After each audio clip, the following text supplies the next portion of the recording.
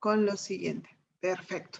Entonces, vámonos directamente a trabajar con lo que veníamos, la nueva escuela mexicana, ¿sí? Entonces, ayer estuvimos haciendo ya un repaso de todo, estuvimos trabajando, estuvimos platicando, no trabajando, estuvimos platicando, nos reacordamos de cuál es esta esencia que tiene la nueva escuela mexicana, a dónde vamos nosotros. Aparecen términos nuevos. Acuérdense, los 3 ejes, equidad, excelencia y mejora continua, están por todos lados. Por todos lados están esos 3 ejes, campeando por todas partes. Y la equidad implica inclusión. Inclusión e implica también interculturalidad, que a su vez trae aparejado inclusión social. Eso es. Muy bien. Entonces, leyes secundarias. Decíamos que con esta reforma a los 3 artículos, al artículo 3, al 31, que nos está hablando que ahora los padres pueden participar y deben participar más en las escuelas, y del 73, que ya no nos cambia Ley General del Servicio Profesional Docente por Ley General del Sistema para la carrera de maestras y maestros, con todas estas modificaciones, en especial la del artículo 3, salen las leyes secundarias. Y las leyes secundarias son 3. Es la Ley General de Educación, la Ley Reglamentaria para la Mejora Continua del artículo derivada del artículo 3 constitucional, más bien, es Ley General Reglamentaria derivada del artículo 3 constitucional en materia de mejora continua de la educación. Así enorme el nombre. Pero bueno, yo le puse ahí, fue la ley para crear Mejor Edu, pero es así. Ley reglamentaria en materia, ley reglamentaria del artículo 3 constitucional en materia de mejora continua, que es el que me crea Mejor Edu. Y la Ley General del Sistema para la Carrera de Maestras y Maestros, que es lo que nos tiene aquí. Perfecto. La más impactante, la que más permea lo que estamos haciendo a todos, nos impacta, porque finalmente la Ley General del Sistema para la Carrera de Maestras y Maestros impacta al personal docente, y la Ley de Mejora Continua impacta sobre todo al personal docente, aunque también impacta a las instituciones, pero no impacta tanto al estudiante. Entonces, quien más impacta al proceso de enseñanza-aprendizaje es la Ley General de Educación. Y eso es muy, muy, muy importante. La Ley General de Educación, en su artículo 2, dice algo que tenemos que llevarnos como impronta, como mantra, como el eje rector de todo lo que hacemos, del examen que vamos a presentar, bueno, del plan de mejora que hicimos, del examen que vamos a presentar y de lo que se espera de nosotros en nuestra función. Y lo que se espera es eso. Lo que se espera es eso. El Estado priorizará el interés superior de niñas, niños, adolescentes y jóvenes en el derecho, en el ejercicio de su derecho a la educación. Para tal efecto, garantizará el desarrollo de programas y políticas públicas que hagan efectivo ese principio constitucional. Eso es lo que estamos haciendo. Otra vez, es el interés superior de niñas, niños, adolescentes y jóvenes. Eso se lo tienen ustedes que llevar grabadísimo. El centro no es la escuela. Eso fue en la reforma educativa. El centro son nuestros estudiantes y todo lo que hago es para y por y con mis estudiantes. Por eso los padres de familia tienen mayor injerencia. Perfecto. Entonces, En el capítulo 11, en el artículo 11 precisamente, o 11º, como ustedes le quieran decir, habla entonces ya de la nueva escuela mexicana y nos dice: el Estado, a través de la nueva escuela mexicana, buscará, y ahí vienen los 3 ejes, la equidad, la excelencia y la mejora continua de la educación, para lo cual colocará al centro de la acción el máximo logro de aprendizaje de los estudiantes, niñas, niños, adolescentes y jóvenes, pero estudiantes.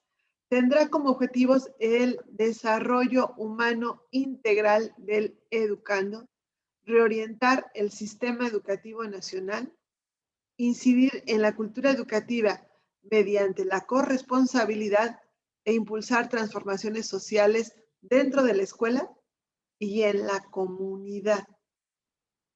Estamos hablando de algo colaborativo y estamos hablando de la escuela saliendo a la comunidad, de la comunidad entrando a la escuela. Y acuérdense el artículo 31, que dice que los padres tienen mayor injerencia y participación en las escuelas. Estamos con todo ello. Ahora, en su capítulo 3, en el artículo 8, dice que el Estado está obligado a prestar servicios educativos con equidad y excelencia. Las medidas que adopte para tal efecto estarán dirigidas de manera prioritaria a quienes pertenezcan a grupos y regiones con mayor rezago educativo, dispersos o que enfrenten situaciones de vulnerabilidad por circunstancias específicas de carácter socioeconómico, físico, mental, identidad cultural, origen étnico nacional, situación migratoria o bien relacionadas con aspectos de género, preferencia sexual o prácticas culturales. Entonces, al hablar de equidad y excelencia educativa, estamos hablando a los grupos minoritarios, a grupos minoritarios que se convierten ahora en nuestra prioridad. De aquí se desprende este programa de la escuela es nuestra, que solamente está para educación básica. Ustedes recordarán que en este programa de la escuela es nuestra, está dirigida precisamente a escuelas que tienen mayores necesidades. Hacia ahí se va el dinero. Las becas para educación básica están dirigidas solo a las familias o a los niños cuyas familias estén en vulnerabilidad, nada más. Lo que yo les decía ayer, el discurso de la 4T, ahí, total, en pleno, en el artículo 3º constitucional, está en pleno. Estamos hablando y dirigiendo la mirada hacia los grupos que tienen mayores necesidades. Eso ocurre también en nuestro subsistema, en nuestro nivel medio superior. Vamos a los grupos que tengan mayores necesidades. Eso es el capítulo 3, pues el artículo 8, que nos habla que estamos o el Estado va a atender de manera prioritaria a esos grupos con mayor rezago educativo. Hacia allá vamos. Y ahora sí, vámonos totalmente a nosotros. Vámonos totalmente a lo que nos concierne a educación media superior. Y en el artículo 46, y aquí sí es importante que memoricemos el número de artículo, en el artículo 46 dice que las autoridades educativas en el ámbito de sus competencias, y acuérdense que nosotros autoridad educativa es desde el jefe de departamento académico hasta la secretaria de Educación Pública. Todos somos autoridades educativas. En el ámbito de nuestra competencia, vamos a garantizar la inclusión, bueno, vamos a establecer de manera progresiva políticas para garantizar la inclusión, la permanencia y la continuidad en nuestro nivel en este tipo educativo, en la educación media superior, poniendo énfasis en los jóvenes a través de medidas tendientes a fomentar oportunidades de acceso para las personas que así lo decidan. Para que así lo decidan puedan ingresar a ese tipo educativo, perdón. Así como disminuir, y está en amarillito para que no se nos olvide, así como disminuir la deserción y abandono escolar. Prioridad, disminuir la deserción y abandono escolar. Pues como puede ser el establecimiento de apoyos económicos. De ahí viene la beca Benito Juárez, de ahí viene. De igual forma, implementar un programa de capacitación y evaluación para la certificación que otorga la instancia competente para egresados de bachillerato. Eso no lo tenemos aún. Pero bueno, sí tenemos certificaciones y son las mismas certificaciones de siempre. Pero aquí habla de los que no hayan ingresado a la educación superior con la finalidad de proporcionar herramientas que le permitan integrarse al ámbito laboral. Se supone que tenemos lo de formación dual, que podría ser una opción, y se supone que desde la RIEMS andamos arrastrando un programa de competencias profesionales que le pudieran dar a ellos un certificado, pero no lo hemos concretado, no lo tenemos, aún no lo tenemos. Entonces, bueno, está ahí plasmado, vamos a esperar cambios y que vengan. Pero aquí lo importante es esto, específicamente a nosotros de educación media superior, nos está pidiendo hacer algo para abatir la deserción y abandono escolar y garantizar la inclusión, permanencia y continuidad en la educación media superior. Muy bien. Entonces, este artículo 46 es el que está ahí totalmente en la Ley General de Educación. Y aquí tenemos entonces que hablar de la educación media superior en la nueva escuela mexicana, precisamente con todo. Nosotros tenemos un problema y tenemos un problema muy grave y muy fuerte. Y ustedes se dieron cuenta, perdón, ustedes se dieron cuenta y se percataron cuando hicieron su plan de mejora. La mayor parte de nosotros, al hacer el plan de mejora, nos fuimos por elevar el índice de aprobación, por disminuir el índice de abandono escolar o por aumentar la eficiencia terminal. Por ahí nos fuimos, la mayor parte de nosotros. ¿Por qué nos fuimos por ahí? Porque precisamente el gran problema de educación media superior, el gran talón de Aquiles de nuestro subsistema es el abandono escolar. Nosotros tenemos estudiantes que tienen múltiples problemas, se están convirtiendo en adultos, están queriendo ser independientes, se van de casa o los echan de casa, dejan de recibir el apoyo de sus familiares o comienzan a tener problemas con sus familiares, me refiero a sus padres o a quienes los estaban ayudando. Se meten en problemas de adultos como embarazos, casamientos. Entonces, es una edad muy difícil. Empiezan a perderle el sentido de pertenencia a la escuela media superior, sobre todo cuando la escuela no les está proporcionando un por qué estar ahí. Es decir, si yo tengo muy claro por qué estoy ahí, si yo lo tengo clarísimo, entonces no tendría problemas para continuar. Y les pongo aquí un ejemplo. Yo me formé y estuve mucho tiempo trabajando en el CEBETI 5 de la Sierra Alta de Hidalgo. El CEBETI 5 está en la cabecera municipal y es una cabecera municipal que impacta a toda la región de la Sierra Alta de Hidalgo. Muy bien. Ese CEBETIS tiene varias carreras. Una de las carreras que precisamente surgió cuando yo entré es del área de la salud. Primero se llamó de otra manera, después fue enfermería. Entonces, al paso de los años, enfermería recibía mayoritariamente alumnos de un nivel socioeconómico bajo que venían de comunidades apartadas de la cabecera municipal. Eran alumnos pobres que tenían que salir chiquitos de su casa, llegar a la cabecera municipal, pagar techo, comida, ahí en Zacualtipán. Y aparte de pagar todo eso, mis compañeros, los de la Academia de Enfermería, les pedían uniforme y les pedían instrumental médico. Se gastaba mucho en esa carrera. Muy bien.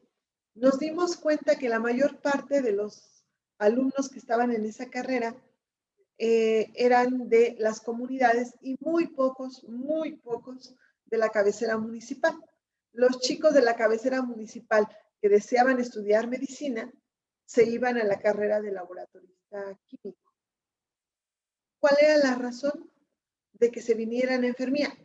Ah, y otra cosa, la eficiencia terminal. La eficiencia terminal de enfermería era alta.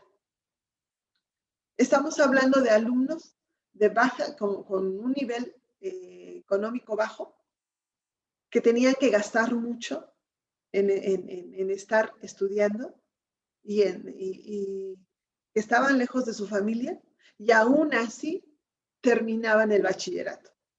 ¿Cuál era la razón? La pertinencia. Cuando salen del CBT 5, hay una alta probabilidad de que encuentren trabajo como técnicos en enfermería. Y entonces, esos alumnos estaban buscando realmente una movilidad social y lo veían a través de la carrera de enfermería del CBT 5. Por eso estaban ahí. Esa es la pertinencia. Esa es la pertinencia. Todos nosotros hemos visto que de pronto se nos van los alumnos y no sabemos por qué.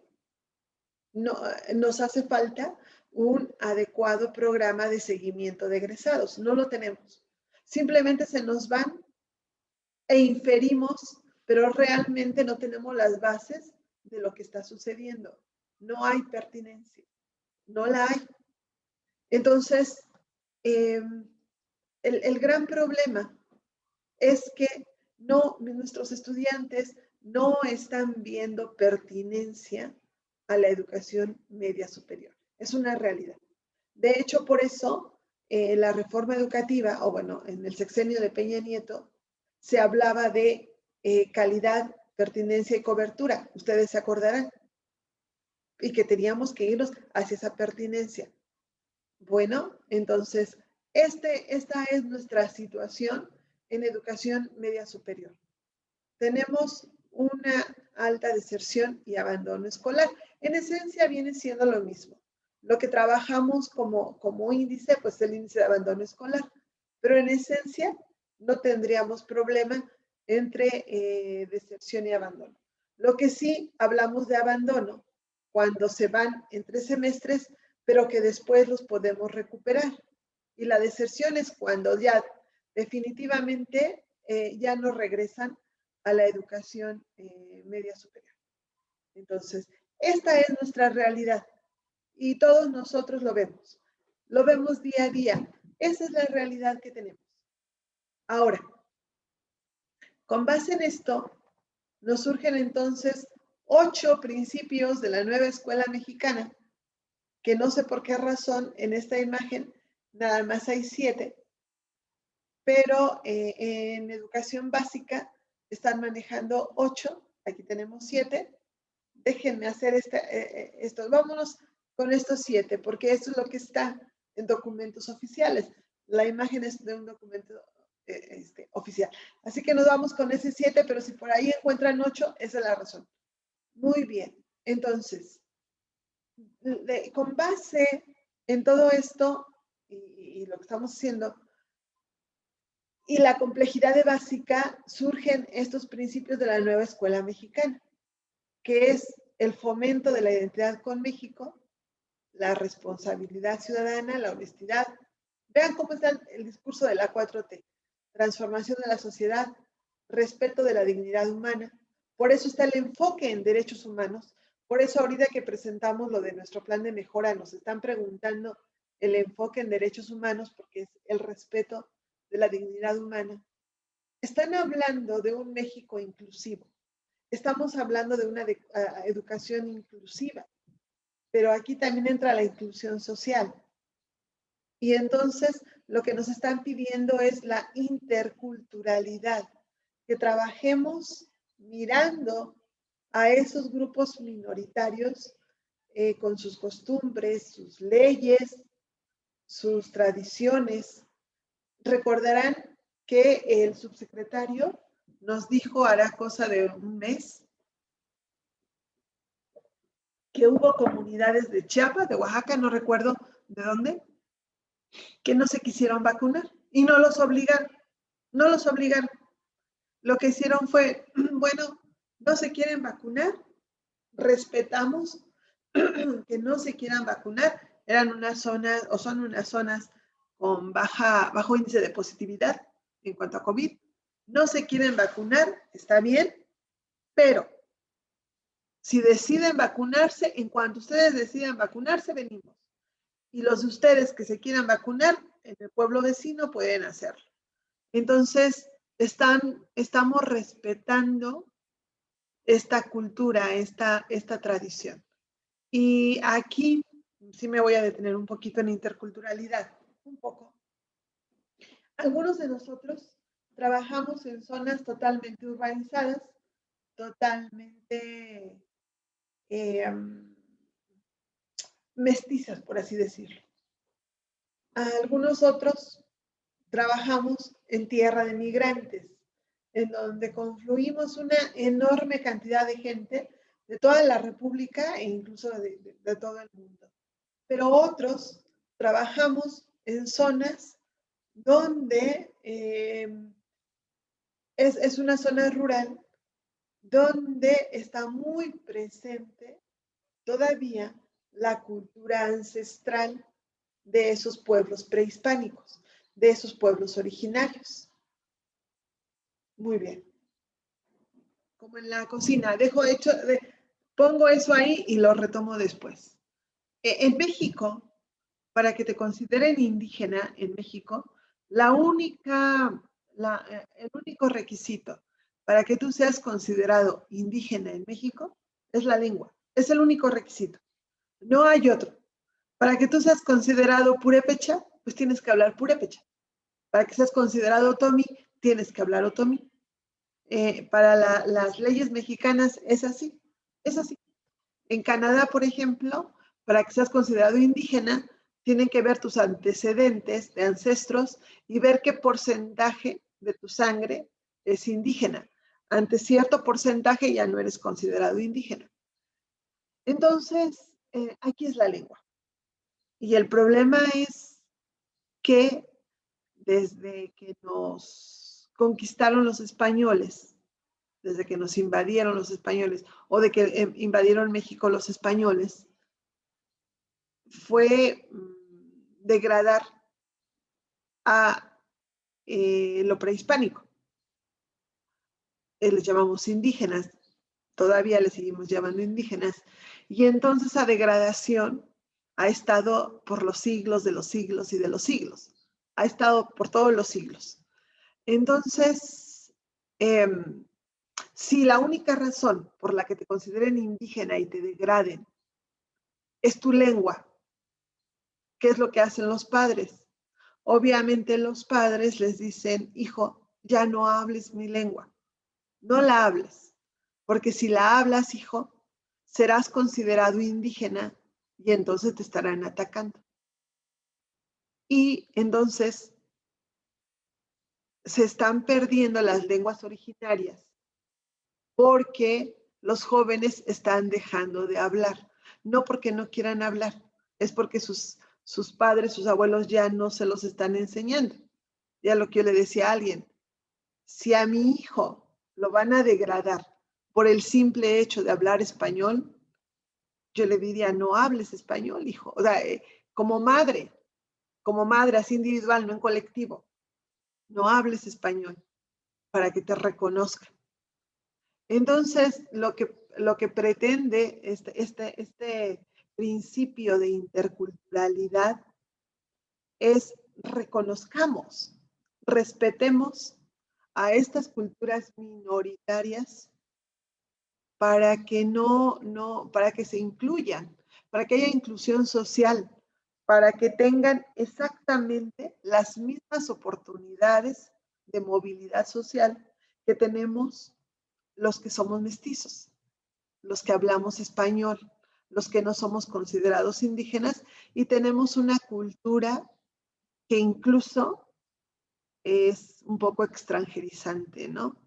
Por ejemplo, ¿por qué aceptar Halloween y no aceptar costumbres que tienen que ver con estos pueblos prehispánicos? Entonces, interculturalidad va mucho por ahí, respetar a las minorías que tenemos en nuestro contexto para una movilidad social, para una inclusión social, para darles oportunidad de poder tener lo que tenemos todos, poder defenderse, por ejemplo. Nuestras leyes están hechas en español, aunque español no era el idioma oficial, pero están hechas en español. Esto de COVID, primero las indicaciones fueron en español. Entonces, esa es la idea. Marco, quería hablar hasta aquí. Sí, maestra, disculpe si hago digamos, este tipo de ejemplo. Supongamos que, bueno, vamos ahora sí a los extremos, que llegara una persona, bueno, una pareja, de una raza tal vez totalmente distinta al mestizaje mexicano, no sé, una pareja escandinava, una pareja rusa, que son totalmente rubios, ojo azul, etcétera, llegaran a vivir a México y dentro del territorio nacional nace su hijo. Obviamente al nacer en México se considera ya un ciudadano mexicano, independientemente de la nacionalidad que tengan los padres. Pero supongamos que esos padres llegaran a hacer, no sé, estudios en zonas indígenas y que su hijo, pues obviamente, aparte del idioma que aprendiera, ya sea, no sé, noruego, islandés, ruso, aprendiera náhuatl, otomí, purépecha, etcétera, etcétera, cualquier tipo de dialecto. En ese momento, digamos que al chico, al producto, al hijo, se le consideraría indígena. ¿Usted cree que por hablar inglés nosotros seríamos considerados estadounidenses por aprender inglés? No. Es la lengua materna. Es la lengua materna. Pero en este caso, por ejemplo, aunque es de padres extranjeros, la lengua que él adquiriría sería, digamos, el dialecto de la comunidad donde estuvieran haciendo los estudios, digamos. Pero no es su lengua materna. No sería su lengua materna. O sea, solamente, entonces la condición sería ser mexicano de descendencia indígena. Tener la lengua materna, tenerlo como lengua materna, es decir, haber nacido en ese seno. Exactamente, haber nacido en ese seno. Pero sí. su lengua materna es la lengua escandinava, no es la No, pero el ejemplo, digamos que el ejemplo era que el hijo naciera aquí en México. O sea, desde un principio naciera en México y que dentro de su desarrollo lo que aprendiera fuera, aparte del, no sé, del idioma extranjero, el idioma indígena. No, porque no es su lengua materna. Nació en el seno de, pero no es la lengua materna. Cuando su mamá lo arrulle, no lo va a arrullar en cetal. Indudablemente. No sería considerado. Ok, bien. Así es. Sí, y lo que usted dice, el ejemplo es muy bueno, porque es muy bueno porque venimos a los extremos, ¿no? Bueno, entonces, si alguien cae por alguna razón dentro de esa comunidad, ¿será considerado? Sí, sería considerado. Digamos, por alguna razón llegó un niño japonés ahí, y ahí lo criaron y lo adoptaron como suyo, sí sería considerado bajo las leyes mexicanas. No sé si vieron el caso de unos canadienses o estadounidenses que se fueron a una reserva a vacunar, güeritos, ojo azul. Entonces, güeritos, ojo azul, y ellos dijeron que eran indígenas de allá, no me acuerdo si fue Estados Unidos o fue en Canadá, y les creyeron. En principio les creyeron. ¿Por qué? Porque allá lo que tiene que ver es el porcentaje de la sangre. Entonces me parece que el 25% todavía eres considerado indígena. Así es que, pues sí puedo ser güerito, ojo azul y ser indígena allá sin problema. No, pero los menonitas son otra cosa. Los menonitas son migrantes y no son indígenas. No están hablando una lengua prehispánica, para nada. O sea, hablamos de quienes hablan una lengua prehispánica. Los menonitas vinieron de otro lado, ¿o no? Entonces, son, lo que estaba diciendo Marco Antonio, si nacen en México, son mexicanos. Así no hay ni vuelta de hoja. Así haya nacido en un barco en aguas mexicanas o en un avión surcando aire mexicano, ya son mexicanos. Los menonitas son mexicanos, así tal cual, pero no son indígenas porque ellos no hablan una lengua prehispánica. Estamos hablando de lenguas prehispánicas. Entonces, pues no. Aquí y estamos hablando, pero ellos también estarían incluidos, los menonitas, ellos también estarían incluidos dentro de esta interculturalidad. Estamos hablando de un México multidiverso, un México pluricultural. Entonces tendríamos que hablarlo, ¿sí? Bueno, si nos metemos a cuestiones de raza, ya nos metemos a otras cosas, ¿no? Biológicamente no hay razas. Biológicamente no hay razas. Biológicamente. ¿En qué momento tú me dices dónde está la línea de separación entre la raza negra y la raza asiática? ¿En qué momento puedes tomar personas y decir, estas son acá y estas son acá? Somos un continuo. Si pudiéramos poner a todos los humanos, a lo mejor en un extremo ponemos al blanco más blanco, lechudo, blanco lechudo, y en el otro extremo ponemos al negro más negro. Qué bueno que estoy en México y puedo decir negro. Al negro más negro del otro extremo.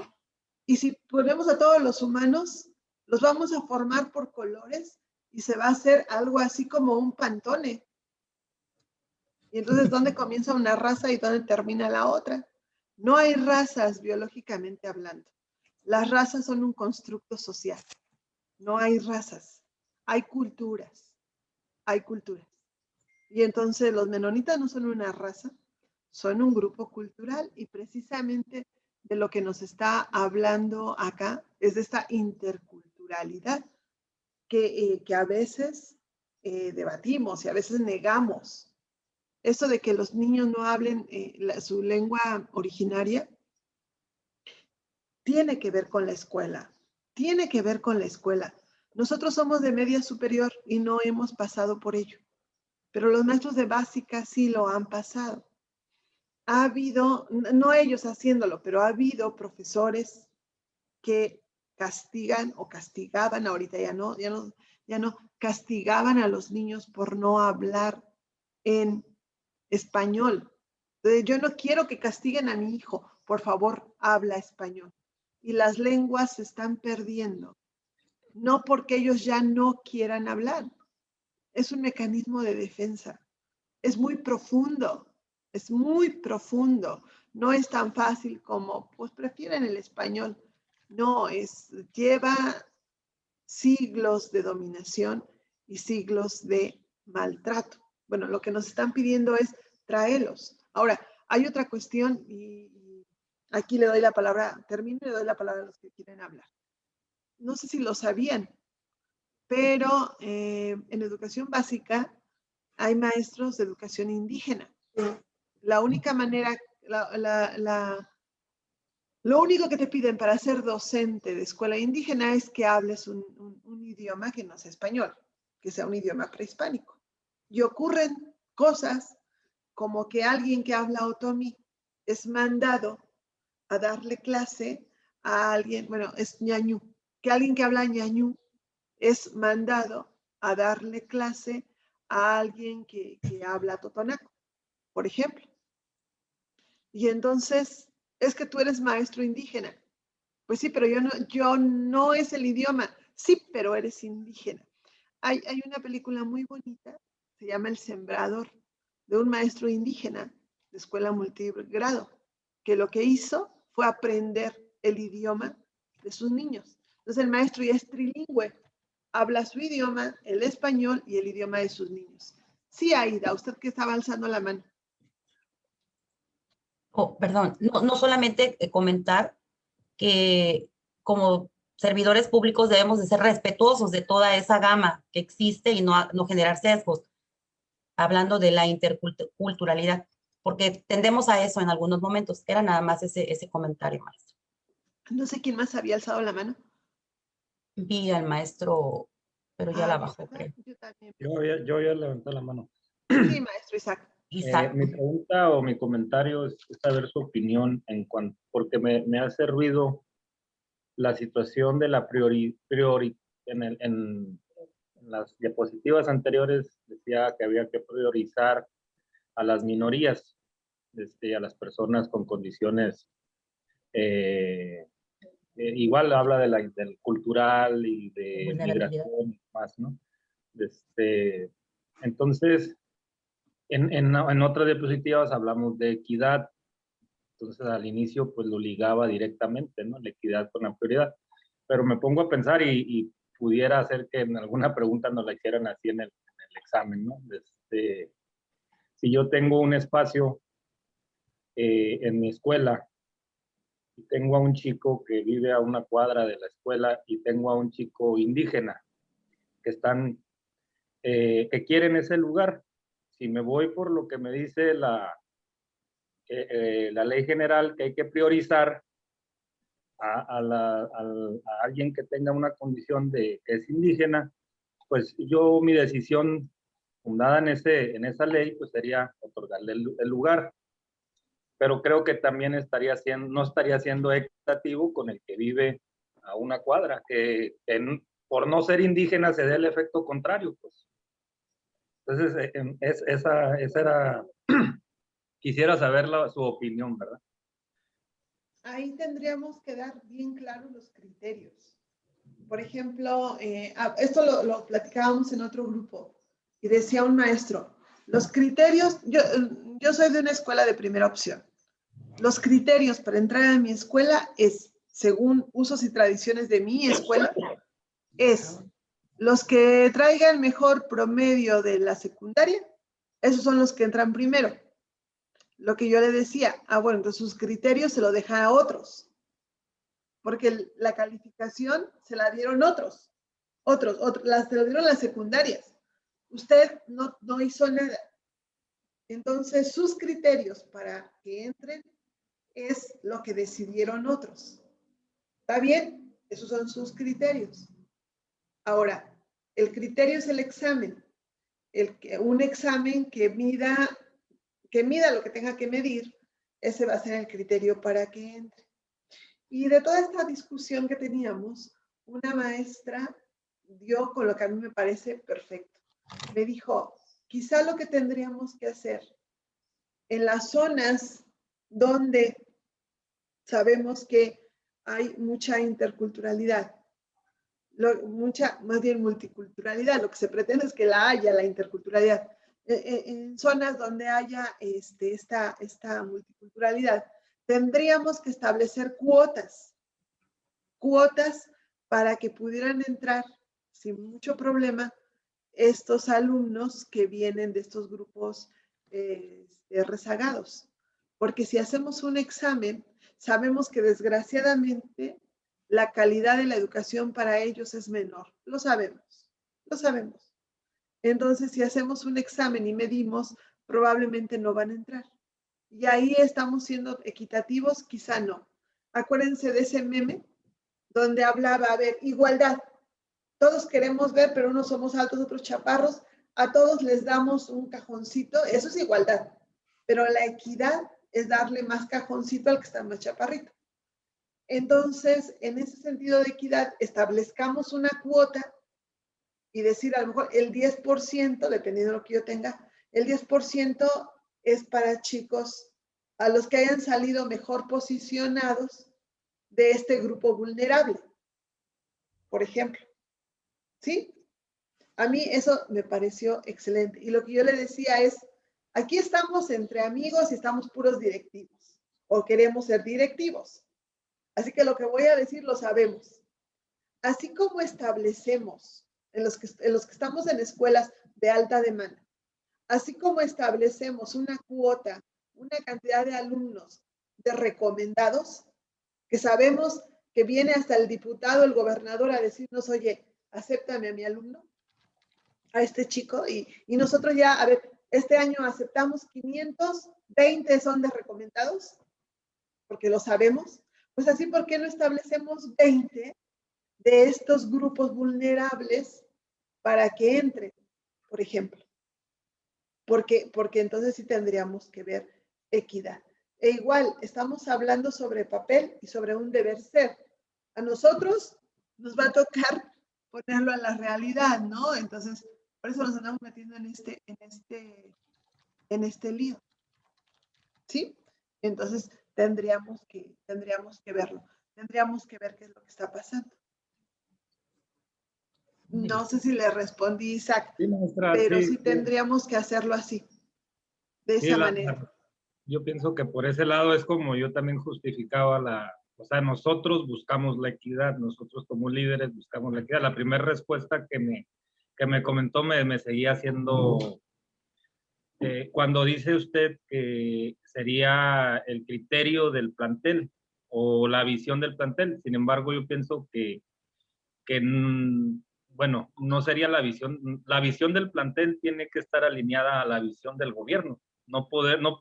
Sí podemos, ¿verdad? En la práctica lo hacemos, podemos hacer muchas cosas que a lo mejor no estén alineadas, pero lo ideal, y bueno, yo pienso, nos estamos preparando para un examen y tenemos que contestar en lo ideal y basado en los lineamientos y en las leyes, pues por eso era esa confusión que me genera, pues, y saber cómo contestarlo adecuadamente.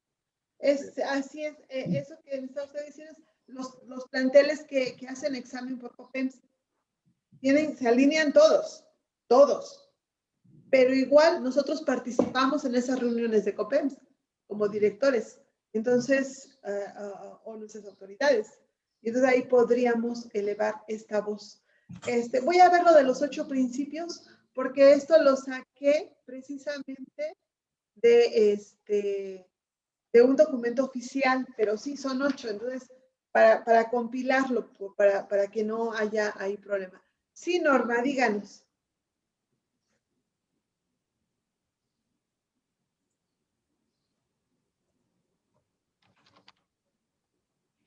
No, Norma, no estaba alzando la mano. Sí, honestidad es uno de ellos. ¿Dónde está? Sí, aquí está, honestidad. Era lo que iba a comentar también, maestra, de que estaba ahí la honestidad dentro de la responsabilidad ciudadana y lo tienen separado en el documento. Ah, perfecto. Entonces, los 8, es que sí, no es que son 8, sería fomento de la identidad con México, responsabilidad ciudadana, honestidad. Entonces, es aquí donde está el 8º. Perfecto, muchas gracias. Sí, porque he estado leyendo 8 principios, pero no, lo leí así rápido y no me detuve todo acá. Bueno, entonces, esos son nuestros principios de la nueva escuela mexicana, cultura de paz. Vean cómo esto viene en nuestros criterios e indicadores. Ahí está. Véanlo cómo está ahí. Respeto por la naturaleza y cuidado del medio ambiente. Vean cómo en nuestra entrevista del plan de mejora nos preguntaron sobre la pertenencia social, histórica y cultural, y nuestra propia pertenencia. ¿Se acuerdan? Así, nuestra propia pertenencia nos la preguntaron. Y nos hablaron del enfoque de derechos humanos y nos preguntaron a algunos lo de interculturalidad. Lo de cultura de paz viene, pero no nos lo preguntaron. Ni tampoco esto. Pero ahí están esos principios. Vean cómo todo permea, cómo todo es congruente todo. Y entonces, a partir de aquí, se desprenden las líneas de política pública. Pero aquí nos vamos a detener a hablar muy bien de las líneas de política pública y en 3 minutos no lo vamos a hacer. Entonces, mañana vamos a comenzar a hablar totalmente con líneas de política pública. Totalmente. ¿Sí? Porque necesitamos analizar esta imagen que es muy importante y que aparte todo esto también permeó nuestro plan de mejora, nuestras entrevistas. Así que nos quedaríamos entonces hasta líneas de política pública. Lo más importante es lo que yo les he dicho. 3 ejes: equidad, excelencia, mejora continua. 3 ejes que están permeando absolutamente todo. Va todo por ahí. ¿Sí? Que no tengan alguna pregunta hasta aquí. Maestra, Sí. nada más una última. Para las entrevistas, en este caso somos 3 compañeras, una de ellas no lo ha recibido, detectó un detalle con su correo, creo que está por aquí la maestra. Si tuviera algún contacto para lograr que nos pudiera orientar, para lograr conseguir ¿De qué ese... subsistemas son, maestra? De DGETI. CBETIS Muy 40. bien. ¿Cuál es el comité examinador que les toca?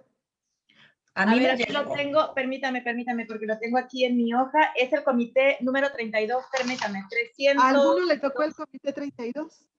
No, 312. ¿A alguno le tocó el comité 312 de los que estamos aquí? No. Entonces, ¿sabe qué? No lo piense más, diríjase a su oficina de enlace. Con ¿Sí? el maestro Marcos Arturo, por ejemplo, nuestro... Sí, y pregúntele a él para que lo contacte, porque a lo mejor sí, el problema es el correo. Vayan Ok. a plataforma Venus, vayan a plataforma Venus y vean qué correos tienen ustedes dados de alta. Ahí hay una liga que dice actualización de correos. Así es. Uh-huh. Vean qué correos tienen ustedes dados de alta, porque ahí es donde está llegando la información, a esos correos. Entonces, Sí, de pronto son de los que no estamos consultando, y si está mal ese correo, va a estar mal todo. muy bien, ¿Sí? porque dimos de alta 3. Muchas gracias, maestra. Sí, Maestra. es uno de los 3. Sí, dígame. Maestra, también, ¿qué cree que una de mis compañeras también le tocaba hacer el examen el día jueves a las 3 de la tarde? Ella estuvo puntual, de hecho estuvo antes de las 3 de la tarde y nunca le dieron el acceso. Ya nos comunicamos con nuestros jefes. Yo soy aquí del Estado de México, me tocaría con el contador Colbert y con el ingeniero Cadena. Ya nos comunicamos con ellos, pero no hay una respuesta. Ya se mandó tickets, ya se mandó correos y no nos responden. La maestra estuvo desde 2:30, cuarto para las 3 hasta las 5 de la tarde y no le dieron acceso. Sí, tiene que ver con el comité. ¿Qué comité es, maestra? Según yo, aquí lo estoy revisando, le dieron el comité 295.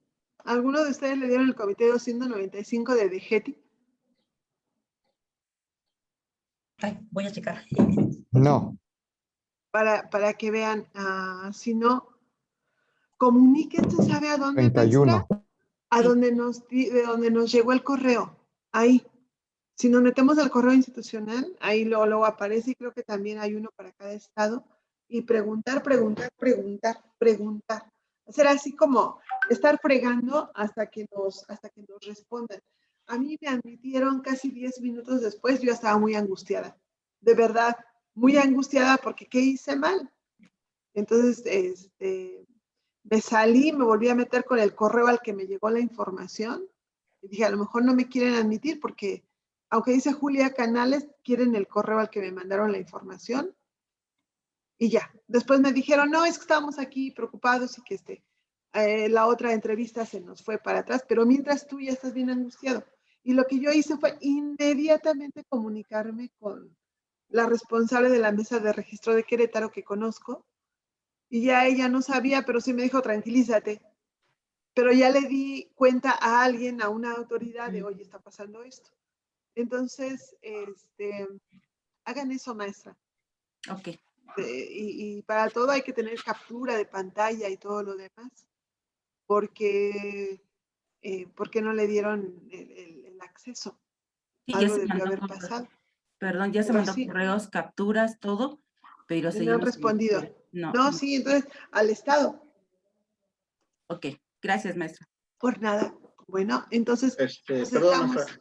Sí, En mi adelante. caso, yo el Maestra. día 13, este día 13, me toca la entrevista, sin embargo, aún no he recibido ningún tipo de correo donde me notifiquen el enlace. No sé a los demás compañeros que ya hayan tenido la entrevista, si ya les llegó, digamos, con qué antelación les llegó el correo, porque pues, yo estoy a 2 días y no me ha llegado nada todavía. Los envían como con 2 días. Maestro, Ok, gracias. a mí ya me llegó y me toca el 19 de mayo. Me llegó desde la semana pasada. Yo soy el comité 13 ¿De qué subsistema, maestra? de GETI. ¿Y usted de qué subsistema es, maestro? Yo soy de bachillerato estatal en Veracruz. Comuníquese, pregunte, mejor pregunte. Sí, Porque gracias. sí, y también se va a correo no deseado. Vean qué correos dieron de alta en Venus y sí se está yendo a correo no deseado. Alguien le está diciendo que a partir del 19 de abril comenzaron a enviar correos. A mí me llegó el 28 de abril. En DGETI fue así, a algunos se los dieron con mucho tiempo de anticipación y a otros se los dieron poquito tiempo después, Sí. poquito tiempo antes. No hay una generalidad, pero comuníquense a su subsistema estatal y, Maestra. y pregunten. ¿Sí? Maestra, buenas tardes. Soy Teresa Domínguez de Cebetis 48 de Acayucan. Y pues Dígame, igual Teresa. que mi compañero, me siento un poquito, si no más relajada, cuando menos acompañada en mi dolor de ver que otra persona tiene el examen o la entrevista el mismo día que yo y tampoco le ha llegado. Yo también ya mandé todo, mandé el ticket, mandé correos y no he recibido respuesta ni siquiera de lo que he mandado. Entonces voy a insistir aquí con mi directora para tratar de llamar. He llamado a 4 teléfonos y solo me contesta, me manda a buzón y me dice que están muy saturados los mensajes de voz. Entonces, sí, comentarle, maestra. Perdón, comentarle, lo que dice el compañero Alejandro es cierto. Hay un correo adicional que ponemos en el registro. También hay que revisarlo, les recomiendo, porque ahí me llegó en el adicional, no en el principal, sino en el secundario. Son 2 cuentas que tengo, una en Hotmail y otra en Yahoo, y llegó a la de Yahoo, que casi no lo ocupo. Entonces, para que puedan checar, y correo no deseado, como dice la maestra Julia. Adelante, gracias. Sí, justo a mí me pasó lo mismo. Yo puse 2 correos, me llegó al que puse en segundo lugar. Sí, así es. Bueno. Entonces, sí, revisen. Maestra Julia, Váyanse a plataforma Venus, vean qué correos tienen ahí y revisen esos correos. Sí, dígame. Sí, nada más para comentarles, a mí me tocó mi entrevista el día de ayer y me pasó algo muy curioso. Yo soy de DGETI y a mí sí me llegó con una antelación el correo en donde venía el link para entrar a la entrevista, fecha, hora y demás. Entonces yo estoy en el norte y dice hora del centro y yo estaba desde media hora antes. Entonces cuando entro sí me dan acceso y todo a la entrevista y me dice la persona, uno de los escudriñadores, no recuerdo cómo se dice, me decía que a qué hora me tocaba y ya le dije que era a tal hora, pero que pues estaba yo 1 hora antes porque hay diferencia de horario.